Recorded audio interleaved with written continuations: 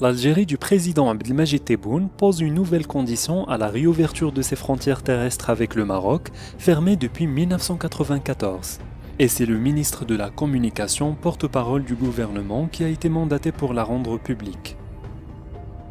La demande de la réouverture des frontières par les responsables marocains ne suffit pas, car ces derniers doivent avoir de bonnes intentions et prendre les mesures nécessaires pour cesser les atteintes et les crimes à l'encontre de l'Algérie aux frontières, notamment le trafic des armes et de drogue, a exigé Ammar Belhimer dans une interview accordée au site Arabic Post. L'accusation de trafic d'armes portée contre le royaume était en vogue chez les ministres et les généraux algériens durant la décennie noire 1992-1999 et ont suivi l'avortement du processus électoral de décembre 1991.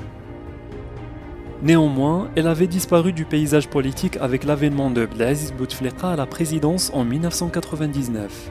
Depuis, les officiels algériens invoquaient 3 conditions, à savoir l'arrêt de la campagne médiatique contre leur pays,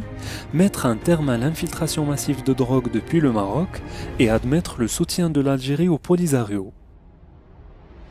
Pour mémoire, le candidat Abdelmadjid Tebboune avait conditionné un éventuel retour à l'ordre qui prévalait avant 1994 à la présentation d'excuses officielles par le Maroc, estimant dans les déclarations à la presse que le peuple algérien a été humilié le jour de la fermeture des frontières terrestres par Rabat.